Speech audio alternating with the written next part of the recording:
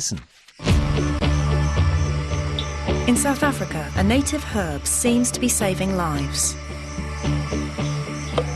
So you're really saying that 50% of your patients previously would have died, and now with Sutherlandia, they're going away? That's exactly what I'm saying. Herbs are part of an ancient and sometimes unusual medical tradition. It's all way beyond what we normally think of as medicine.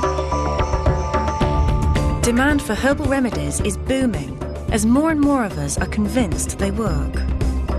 Very well-used remedy for toxic conditions, skin disease, joint problems. Some of the claims are dramatic.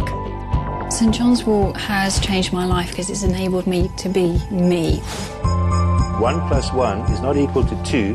1 + 1 is equal to 10. So do herbs really work? Do they offer something special? And could they even provide the key for medicines of the future? I'm going to take a new look at these ancient medicines and find out if there's any evidence that they really have special healing powers.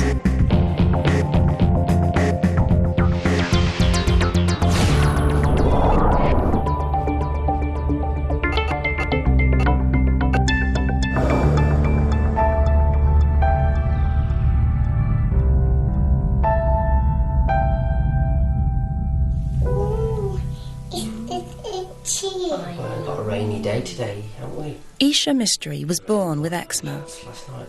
I put the leg in. As she's got older, it's got worse. Today it covers most of her body. You want to go to the it's the other one, left leg. It frequently makes her life a living hell. The amount of distress is traumatic both for her and for ourselves. It just takes so much out of you.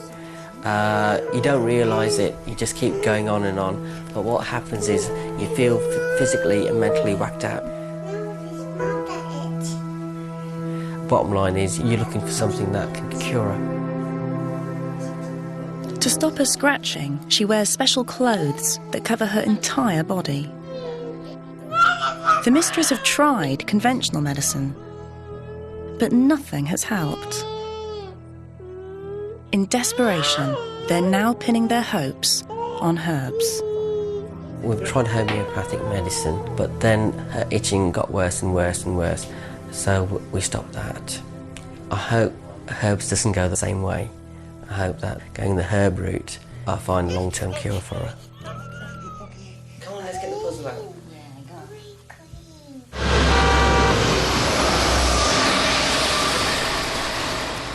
The Mysteries are just one of hundreds and thousands of families who are turning to herbs.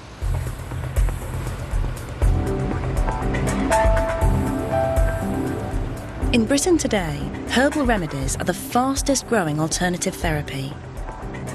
It's a £100 million a year business. Demand is so high, there's a herbalist on almost every high street. In this one building, there are herbalists from Japan, China, India and Tibet working alongside each other.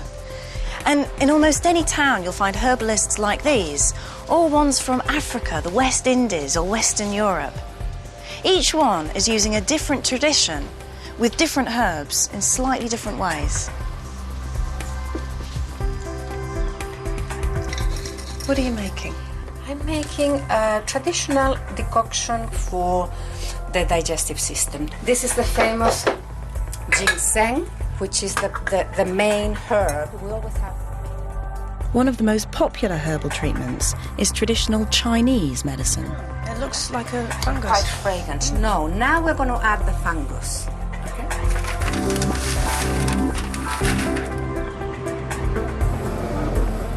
Practitioners claim to cure everything from acne to smoking.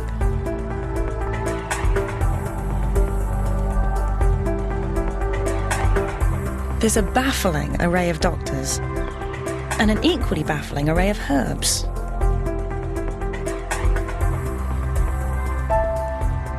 For instance, saw palmetto, which is for male urinary discomfort. Sage leaf, that's for women during and after menopause. And I've got here some ginseng, which is supposed to keep your energy levels up and keep you staying sharp. Could do with some of that. It's a hypochondriac's dream. And if all this sounds strange, it gets even more intriguing.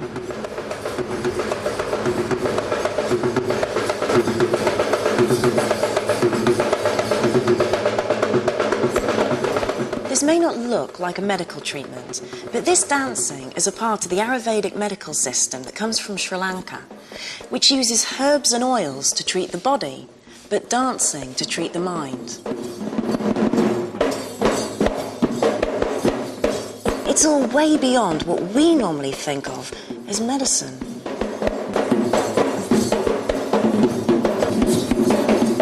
Yet some people claim herbs have transformed their lives.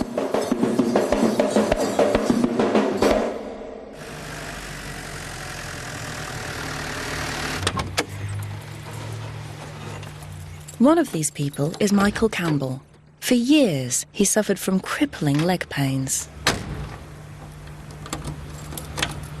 I would walk for 400 yards and then I had to stop because the pain was so severe.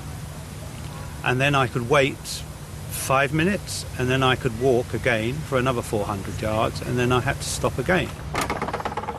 Michael, a central heating engineer, was diagnosed with a dangerous circulation condition called intermittent claudication. I would try and walk through the pain, but the pain was so severe that I couldn't. I had to stop. The usual treatment is surgery, but Michael has had bad experiences in the past. There was no way that I was going to go and have surgery. I was scared of it. It frightened me. So he visited a herbalist who gave him ginkgo. That's it. To his astonishment, it seemed to work.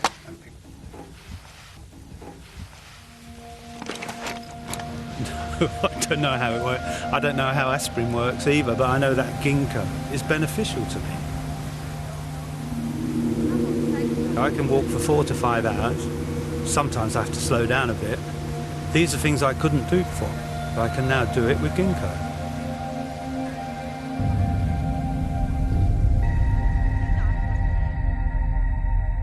It sounds remarkable, but one person's experience, however powerful, isn't scientific proof. As herbal medicines come flying from the shelves, are any of them working? Can they cure people? Can they even provide something that conventional medicines can't? In this programme, I'm going to put herbal medicines to the test.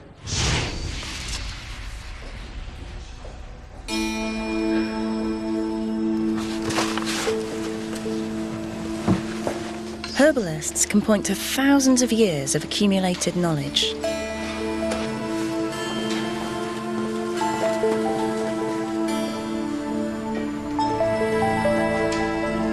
The oldest texts date back 5,000 years.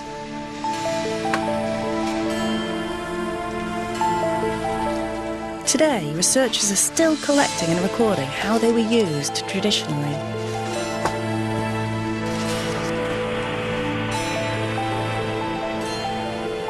It's a vast body of ancient knowledge that herbalists still draw on.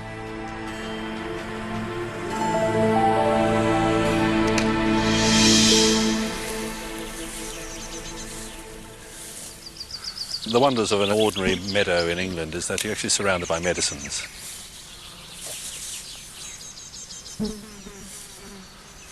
This is a classic one here. This is the yarrow, the milfoil with 1,000 leaves, as it's called. It was a very well-used remedy in traditional European medicine. We use it particularly for fever management. For many people, the very naturalness of herbs is one of their big attractions. Here, right next to it, is the agrimony. It's the church spire, as it's sometimes called for obvious reasons. The root of this is one of the best astringent remedies we have for children. It quietly calms and almost numbs an agitated digestion. You can see the long strap-shaped leaf here. This is the ribwort, or the Plantago lanceolata, used very much as a mucilaginous plant. It contains a mucus which, when you chew it and swallow it, lines the upper digestive tract, and when you mulch it in as a wound dressing, for example, it provides a nice soothing demulcent surface on it.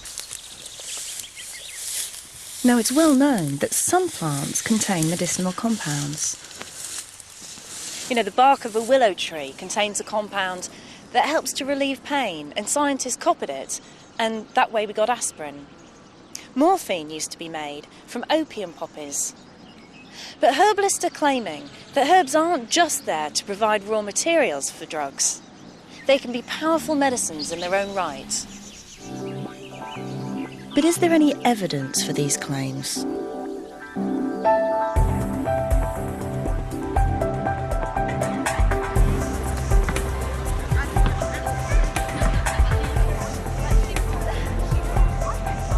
To find out more, I've come to Exeter to consult Simon Mills. I'm interested in understanding the differences in the way a herbalist would treat somebody from a conventional medic. So if I tell you some of the kind of symptoms I have, then maybe you could treat me in the way you normally would. Of course. Well, I have been feeling really run down, and I've had a cold sore and conjunctivitis just in the last 2 weeks. Simon started with a routine checkup. Can I just check a couple of things? Can I just check your pulse, please? And can I see your tongue just open wide? Yeah, stick it out. That's great. Thank you very much. That was quick. It's very interesting because the tongue as a tool for assessing the body is largely dropped out of fashion, but it used to be one of the best ways of seeing what was going on in there. And what does my tongue tell you about me? How? The diagnosis came as a bit of a surprise. In your case, there's a little bit of heat damp. Heat damp? I couldn't quite believe what I was hearing. Humid might be the best way of describing that in common language. A combination of hot, which is excessive activity, metabolic activity, as well as others. Running the furnace is quite high. And dampness, which is a metaphor of infection and contagion and marshy, boggy, not clean. Dampness is the old... Hot, damp, marshy, boggy, not clean. Now, herbalists claim it's a useful way of putting people into categories because it helps them get behind the symptoms to the whole person. But it sounds bizarre to me. If you mean by hot that I'm very active and by damp that I'm quite prone to illness, well, yeah, of course, those two things are quite right about me. So I can see why they might be valuable in talking about my health, even if they're not terms that I might have used originally. And they come He also told me that characterising people by personality type tells him which herbs to prescribe. And so there are herbs which are cooling and drying, for example. There are herbs with a heating and drying. They tend to be these hot spices like cayenne or ginger. There are herbs which are all other forms of combinations. As everybody has an individual story, an individual face, an individual life history, inevitably that means they'll have an individual treatment plan. I left Simon with mixed feelings. The notion of personality types isn't based on any science. But I can see the attraction of an approach that focuses on the individual. If there's one criticism I have with Western medical approaches, it's that the body can be seen as a machine that goes wrong sometimes. We just try to fix the bit that goes wrong. I like the idea of individualised medicines to treat each of us, because of course all of our bodies are extremely different. So having suitable things that are tailored right for us makes sense.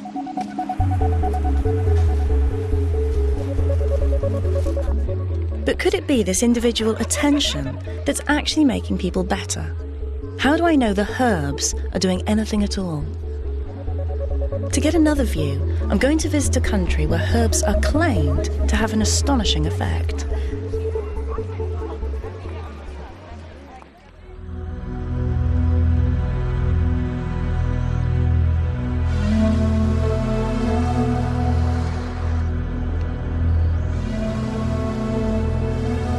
In South Africa, there's a long and vibrant tradition of herbal medicine.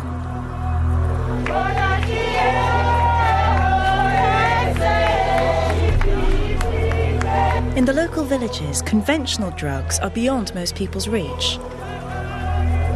And herbs are all they've got. So we have all these herbs laid out before us. What do they all do? Yeah, this one is pillar, live long. This one we call it live long. It relieves asthma and TB. Okay. Even is good for pregnant women and small children. Okay, and how about this one here? This is African potato. It relieves ulcer. Ulcers. Yes. But one herb stands out. It's called Sutherlandia.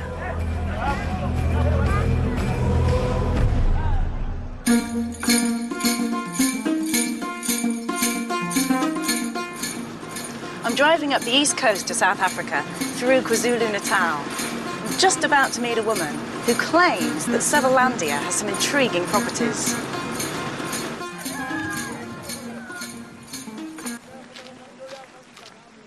Anne Hutchings is a medical researcher and herbal practitioner. Several years ago, she started using Sutherlandia to treat people suffering from HIV/AIDS. To her astonishment, she claims, it appears to help. No, you've still got those lumps. Something here. You've got something here. Okay. Have you been coughing? Nonhlashla has had AIDS for 11 years. In my thumb. Anne Hutchings started treating her 6 years ago. Have a look. All right, you can close it now. It'll get stiff. The sore here, is it getting better? Yeah, it's better now. It's better now. Yeah. All right. What difference has Sutherlandia made to you? It gave me the power. I've got the power now. If I'm loss of appetite, the Sutherlandia make me eat. Makes you hungry, doesn't it? Yes. And the pain go away. Pain goes away. Go away. And without Sutherlandia, how do you think you'd be now? Without Sutherlandia, I'm going to die. I think I'm going to die if I haven't got Sutherlandia.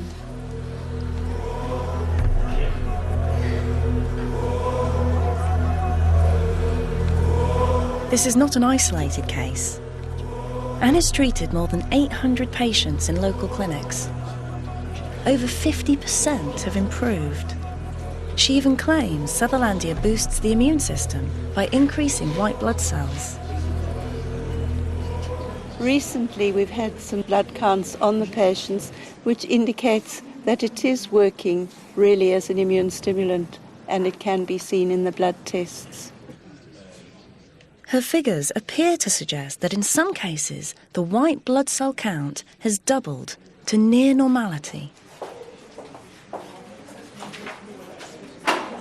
So you're saying that the Sutherlandia helps to increase people's blood counts, their white blood cells, which improves their health? Yes, and their resistance to infection.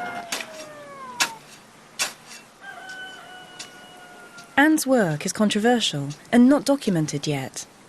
But she's not claiming Sutherlandia is a solution to AIDS, merely that it's helping some people.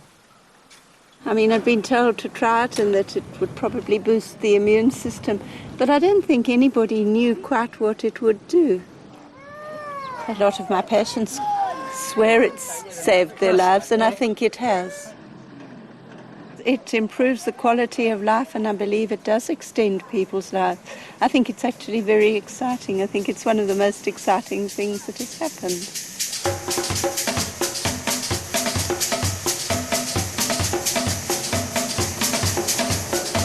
Some of the most striking results appear to come from a local AIDS hospice. Here, people considered beyond treatment by the local hospital come to die.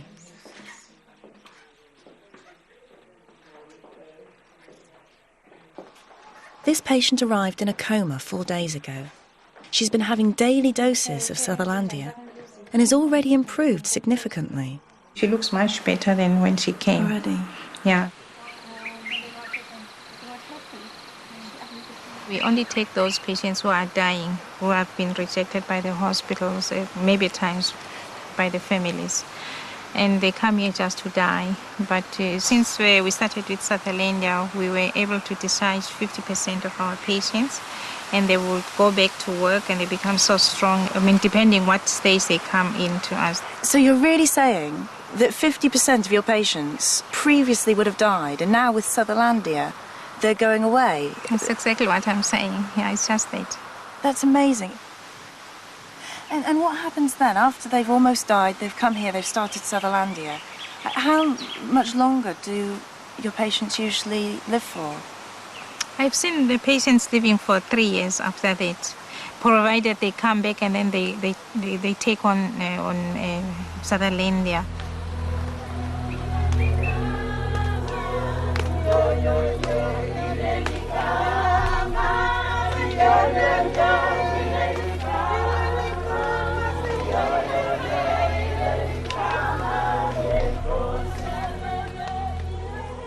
Coming to a place like this makes you realise that for most people on the planet, herbs aren't just a fad or a fashion.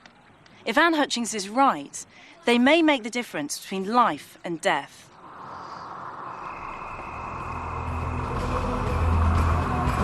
The stories are really moving.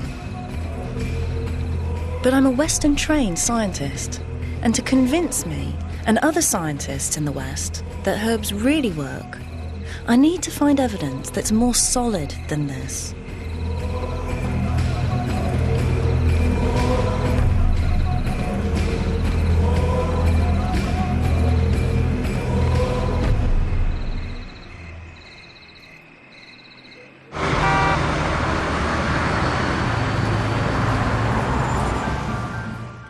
One group that's been following the boom in herbs with particular interest is the medical profession.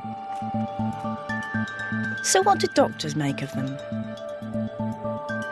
It's very difficult to actually pin down exactly how much we know about different herbs. What we've really got is some anecdotal evidence, some stories from individuals, sometimes over centuries. But relatively speaking, compared to modern drugs, manufactured drugs, we have much less evidence, much less robust evidence. That's really what we need. We need that kind of information and evidence because, quite simply, if something is effective, it's also potentially dangerous.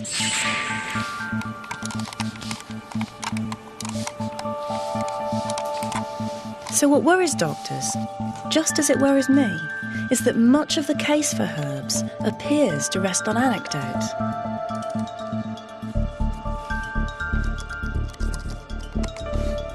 And it seems to me that the problem is that here in Britain, herbs are right outside the mainstream of science.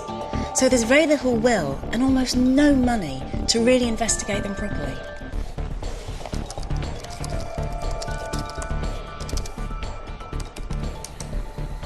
Yet paging through the medical data, there's one country where they seem to take it all much more seriously.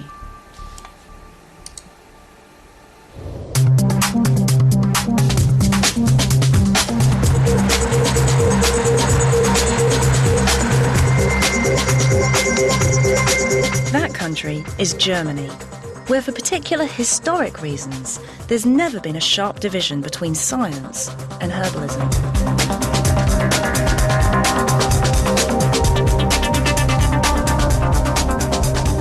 Here, all GPs are trained in at least a little bit of herbal medicine, and a large majority of them treat people with herbs just as a part of their common practice.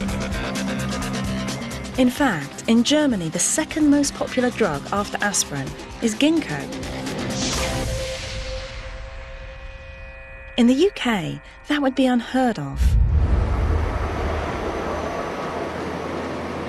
This has made Germany one of the world's leading centres in scientific research on herbal remedies. Germany's commitment to herbs goes back to the 19th century. But it was given an unexpected modern spin in the 1930s.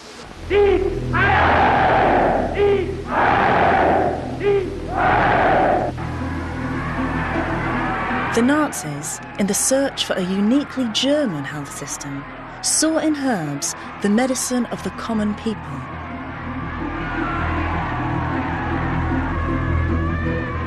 They pushed herbalism into the medical mainstream and jacked up production and research. Today, the Nazi contribution to herbalism in Germany is controversial. Yet there's no doubt that this fascination with herbs still lives on.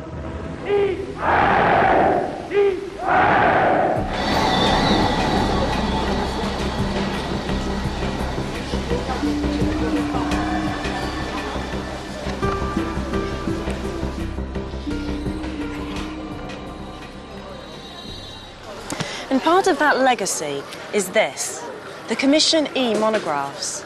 It's probably one of the most comprehensive dossiers ever put together in the world on the safety and effectiveness of herbs. The monographs are the result of 20 years' work by researchers and manufacturers during the 1980s and 90s. Of the 300 different herbs that were tested, 191 were approved. So from arnica to yarrow. And this is used as the basis for any new registration of a herbal product in Germany. The monographs represent the first systematic attempt to put herbal remedies on a rigorous footing. Yet looking through them, I have problems. If you take a closer look, there are very few references. So you can't check out any of the evidence. And if you speak to the people who created this, they say that it's based partly on anecdotal and partly on historical uses of a herb. So although it's extremely comprehensive, from a scientist's point of view, it's not quite the herbal Bible some people say it is.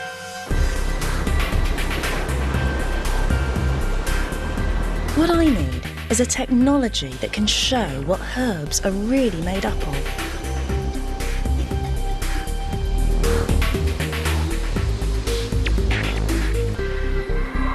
That's why I'm going to go visit a research centre near here.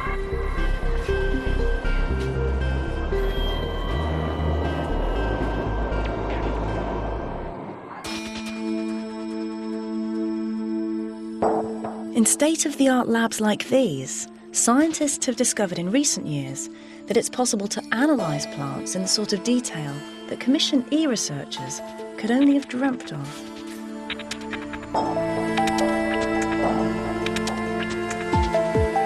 Nowadays, we have access to techniques like thin layer chromatography, which is just an approach that separates out the different chemical compounds from within a herb.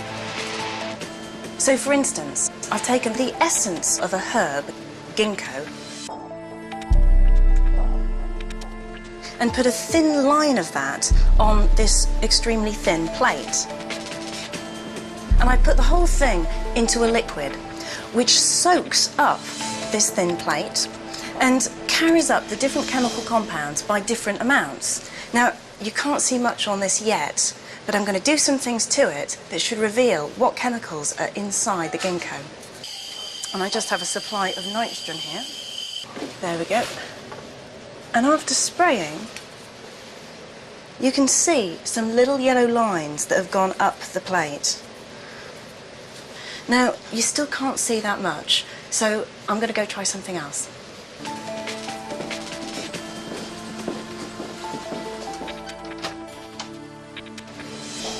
Because I've sprayed the plate, we're going to be able to see the chemical fingerprint of ginkgo by putting this underneath these ultraviolet lights.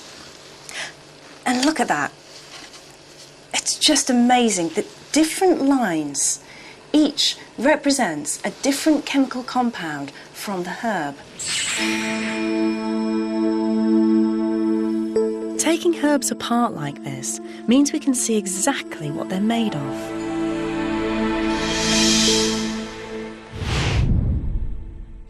So if you look at the fingerprint from the ginkgo leaf, and you know how to read it, it's separated out into lots of different chemicals, some of which are ginkgolides, and they can help to prevent blood clots.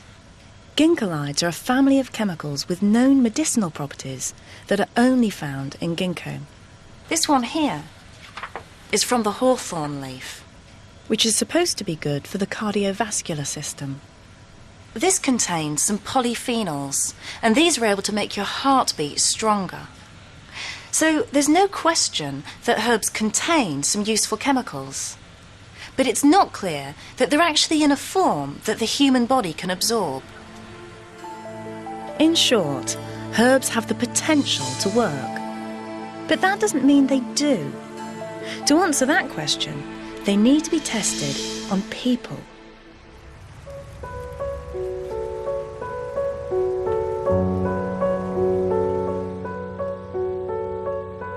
One of the most thoroughly investigated is a herb believed to relieve depression. Jenny Miles has suffered from it much of her life. I remember when I took my GCSEs at school when I was only 15 that I felt so useless and so worthless with myself that I literally wanted to take a shed load of paracetamols and just end it all. Jenny has continued to struggle with these black moods as a young mother. Depression just takes your heart and soul away from you. You don't want to continue. There's no light at the end of the tunnel. As soon as you've dealt with one problem, there's going to be another one, and you're never really going to get over it.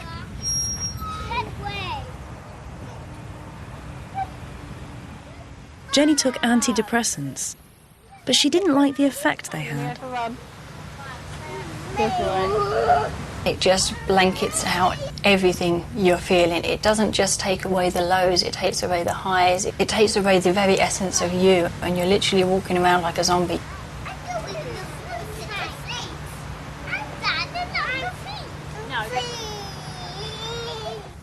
As a last resort, she took a herb called St. John's wort. The benefits, she says, were almost immediate. I was able to control my depression so much better than I'd ever been able to do before. I could hear myself about to snap at my husband for not having done anything wrong whatsoever and being able to stop it before I said it. It was so thrilling to be given something that worked so phenomenally well. Experiences like this have encouraged scientists to look more closely at St. John's wort.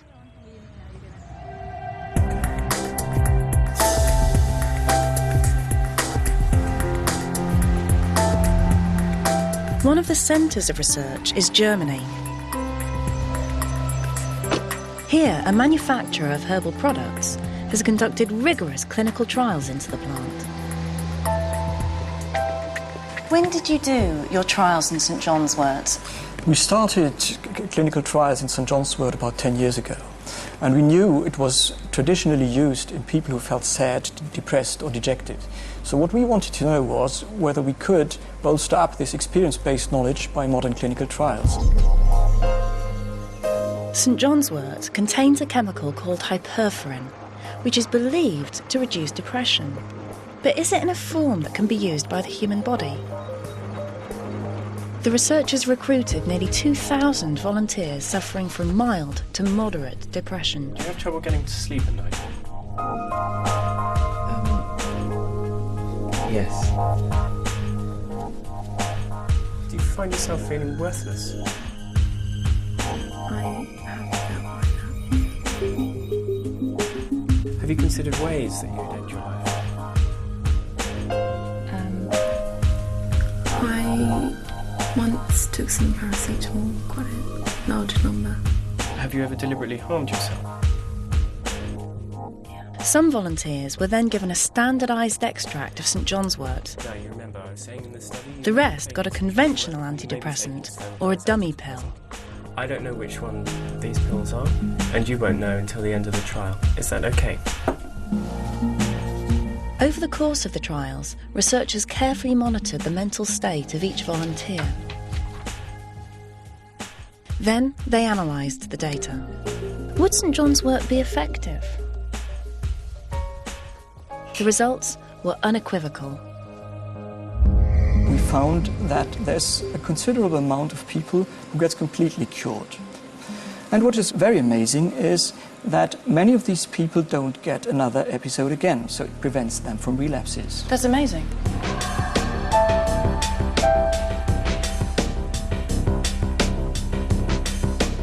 In the most recent trial, 50% of those who took St John's wort improved, against just 33% who took a standard antidepressant.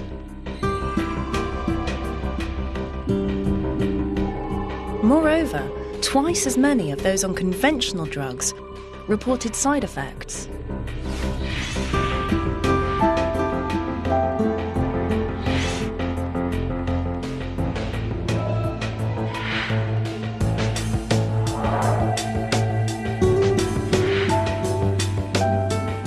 St John's wort has changed my life because it's enabled me to be me. I'm blessed with two wonderful, beautiful children, and St John's wort has given me the power to be able to see that. And I can thoroughly enjoy being their mum.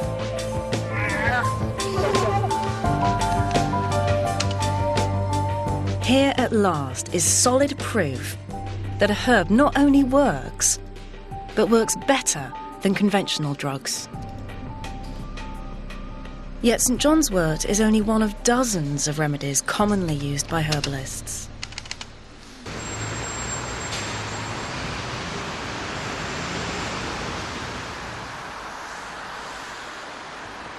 In Leicester, the Mystery family have been prescribed a cocktail of herbs to help with Aisha's eczema.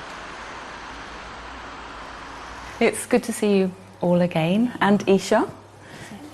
This is now their third consultation with herbalist Saraine Foster.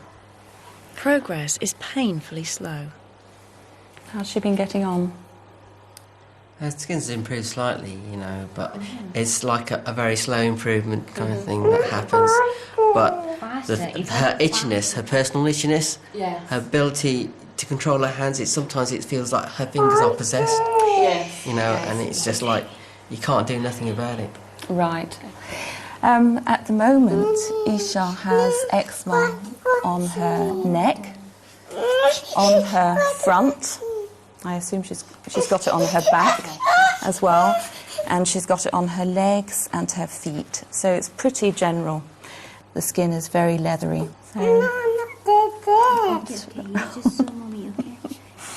Her face looks a lot better than it was when we first met, which is good. That seems to have calmed down a little bit. And how is she getting on with her sleeping? Varies.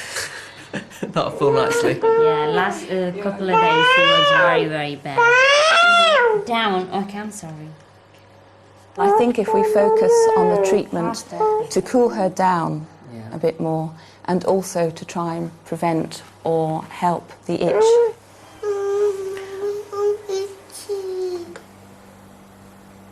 Saraine brews up a new cocktail of 6 herbs to soothe and heal Aisha's skin.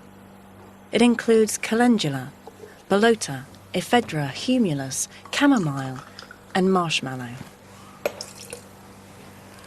Although she is still obviously troubled by itching, she has calmed down just so much. She also makes a couple of creams to help with the skin. For Aisha and her parents, the jury's still out on whether herbs will help them crack this most difficult medical condition. 2 hands. The herbs have helped, but it's a slow process. We just hope, rather sooner than later, that she gets better.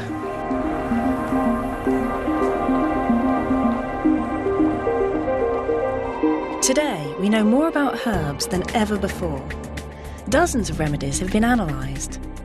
But how good are the tests? And what do they prove? To find out, I consulted Professor Edzard Ernst, the UK's first professor of complementary medicine. The science in herbal medicine is as good as any science in alternative medicine. I know of clinical trials in herbal medicine which compare favorably with clinical trials in pharmacology or any other area of medicine.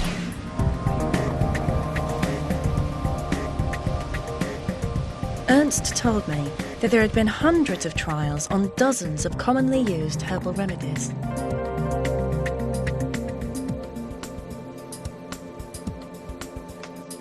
So, for instance, to my surprise, there's no real scientific evidence that ginseng helps with mental alertness, or that evening primrose oil helps with menstrual problems. They've been through clinical trials, and they just don't work. There isn't even any solid proof that echinacea helps to boost the immune system or fight off colds. Yet, using the most rigorous criteria, Ernst has found overwhelming evidence that some herbs do work. There's jolly good evidence for at least a dozen different herbal medicines to help in specific diseases. These are what have been called the super herbs. So, there's St John's wort for mild to moderate depression. Black cohosh, that helps with the effects of menopause. Devil's claw, and that helps to act as an anti-inflammatory and helps with joint pains. Garlic can reduce cholesterol and decrease your blood pressure as well. Saw palmetto, that one can help men with enlarged prostates to urinate better. Hawthorn can help with heart conditions. And horse chestnut can help some of the symptoms associated with varicose veins. These herbs have been proven to work. They've been through clinical trials that are just as rigorous as those used for conventional drugs. And there's the amazing ginkgo. Ernst and his team have found there's solid proof that it really can help people like Michael Campbell suffering from cramping conditions in the legs. But it may also help with tinnitus. It may even reduce memory loss in some people. Of course, none of this means these are the only herbs that work. They're merely the ones that have been tested.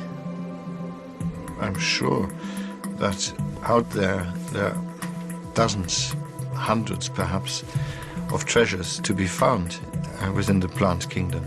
I'm absolutely convinced that this is not the end. We will continue to find very effective treatments from plants. But there's something more.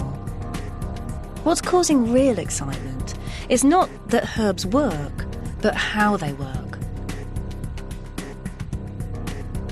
Unravelling this could just provide answers to some of the most difficult medical conditions of the 21st century.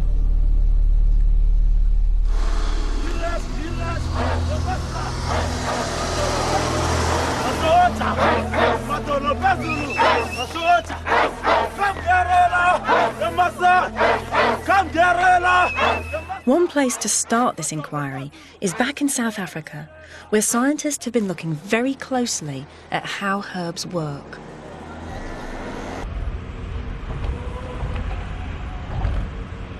I'm at the University of Johannesburg, and here they're doing research into how Sutherlandia works. And they're coming up with some amazing things that could have huge implications for how other herbs work. Now, Carl, I know that you've been studying Sutherlandia. What exactly are you doing here? Trying to isolate certain molecules from Sutherlandia, trying to separate them. He said one group of chemicals had particularly caught his attention. They're known as flavonoids. They contain molecules that have been shown to be active on cancer cells and also on HIV infection.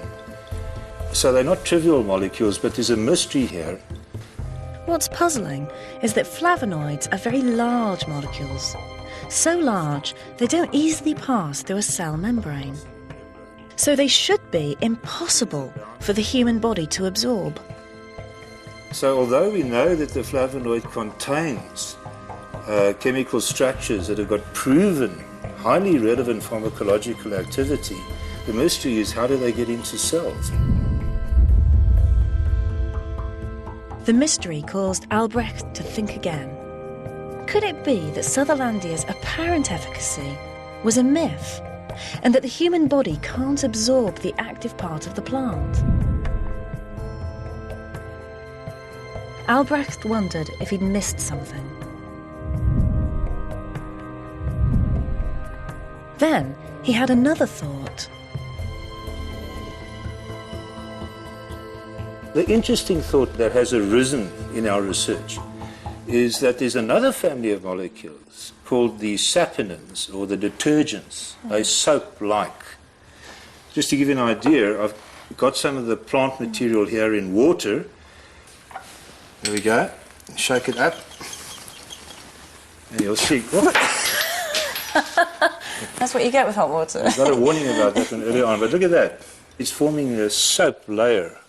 And the idea that arose, couldn't it be that these saponins are acting on the membranes of the cells to allow the membranes to take up the flavonoids? Okay, so flavonoids might be able to help with something like HIV and AIDS, but flavonoids can't get through the cell membrane in human beings, so they shouldn't really be having an effect just by eating the herb. However, there's another substance which is like a detergent, and that can change the structure of the flavonoid and mean that it can cross the cell membrane. Not so much change the structure of the flavonoid, but change the structure of the membrane to let the flavonoid go through. Okay.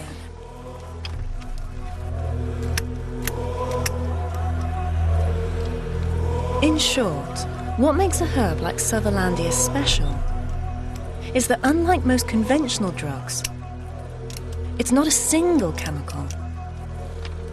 It's a cocktail of chemicals that react together so the sum is greater than the parts.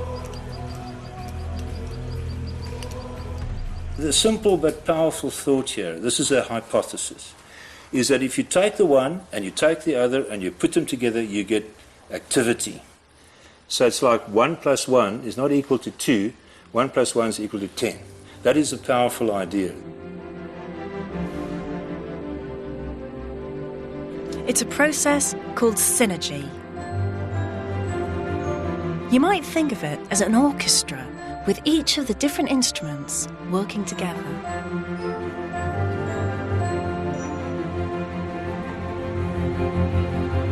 Unfortunately, symphonies of chemicals like this are still too complicated for scientists to reproduce.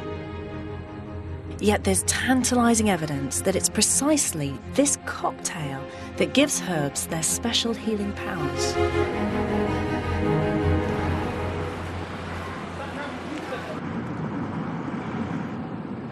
One place they're testing the idea is London's Imperial College. Here, they're examining whether a herbal cocktail can be exploited to treat one of the most puzzling chronic conditions of the 21st century: Alzheimer's.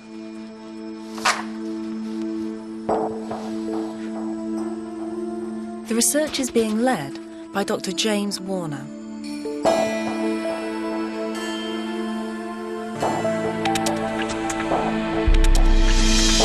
This is a magnetic resonance image scan of a 62-year-old person with Alzheimer's disease. The scan shows abnormally large black areas where brain cells have died. They also show an increase in fluid. The problem for doctors is that there's no clear understanding of what causes this multiple degeneration. There are a number of different theories, one of which is that there may be chemicals called free radicals attacking the brain tissue. There's another possibility, which is that the blood vessels in people with Alzheimer's disease begin to narrow. This causes an interruption to the blood supply to the brain, and as a result, brain cells die. So it seems that several different things are all contributing to Alzheimer's. And it's this very complexity that has made attempts to treat it using conventional drugs relatively unsuccessful. The difficulty is that creating medicines that can tackle several causes at one time is extremely difficult. Yet according to Warner, there's a herbal cocktail that might be capable of doing just that.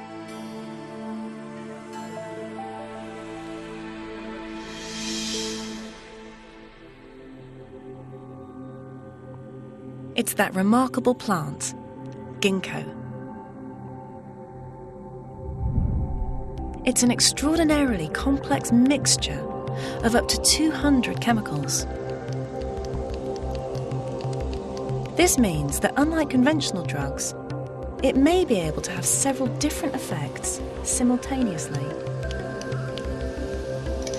First thing it will be doing is dilating the blood vessels, increasing the blood flow to the brain, and therefore improving the delivery of oxygen to nerve cells. It also probably scavenges those free radicals, those toxic chemicals that the body produces that attack nerve cells. And by scavenging those free radicals, it might help to reduce the development of Alzheimer's disease.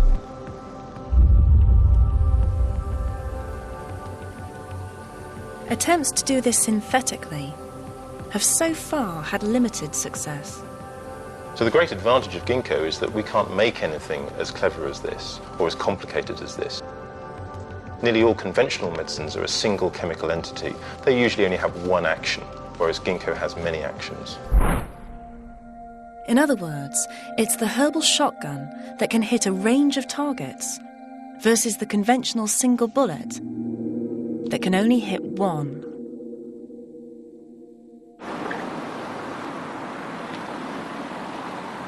But is Warner right?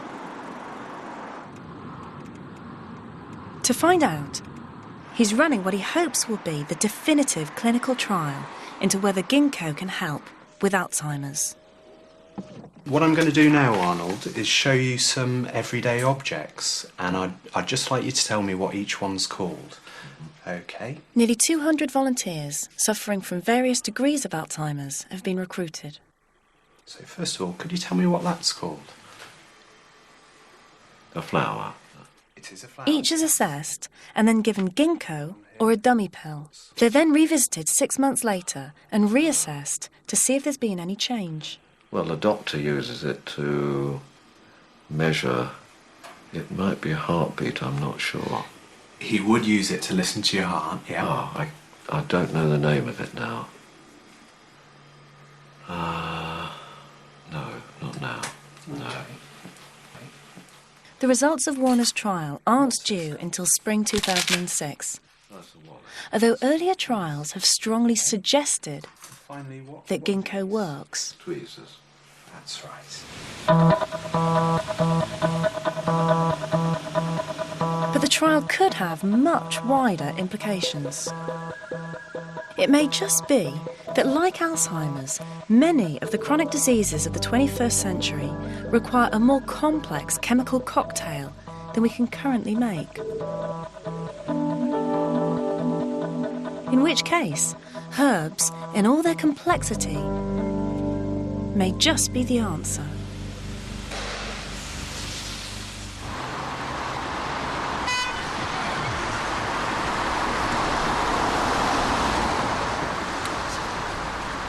Back in Leicester, the mysteries are continuing to battle with exactly this kind of complex condition. Aisha has now been taking herbs for her eczema for 6 months. The change is quite extraordinary. Look at that arm.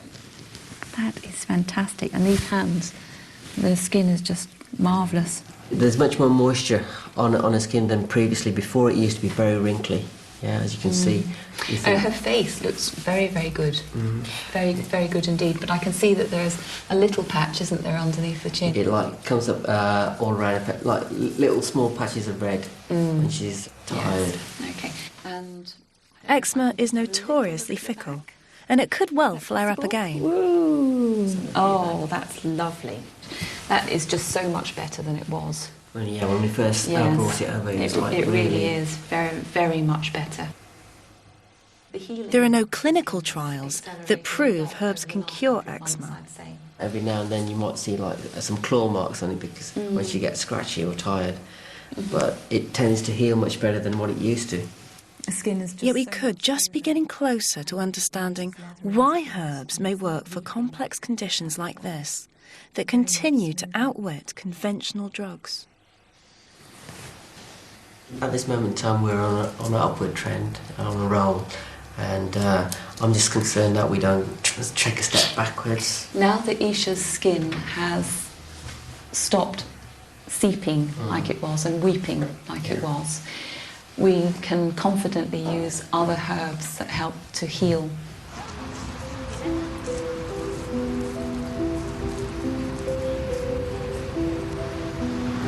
It's helped my daughter. Whether it's going to help anybody else's daughter, I can't guarantee that myself. But for my child, I believe it's been the right choice.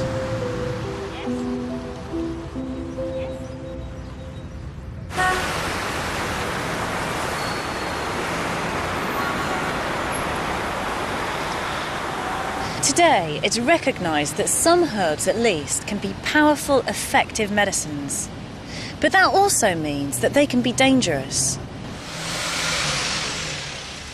Just like drugs, herbs can have side effects. They can even contain dangerously high levels of toxic chemicals. But because they've never been thought of as medicines, until recently, there have been very few controls over their safety or quality. In an attempt to address some of these issues, new legislation now requires that herbs that make any claims to have medicinal properties now have to go through rigorous quality standards. Perhaps this is the first step in breaking the division between conventional drugs and the proven medicinal herbs. A recognition that these herbs might have something special and unique to offer. During my journey, of course, I began knowing that an ingredient taken from a particular herb could have a medicinal effect. But what's really impressed me has been the way that different ingredients from a particular herb can combine together and have really powerful effects on us humans. So I believe that herbs are going to play a key role in medicines of the future.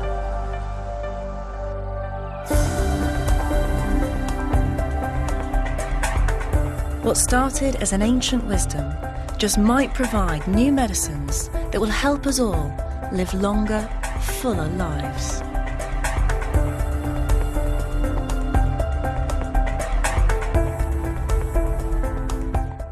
Jane Horrocks discovers her family history rooted in the cotton mills of Lancashire tomorrow night. Who Do You Think You Are is at 9. Well, back to tonight and a past gem. Jane Leaves was in the chair for Have I Got News For You? Next.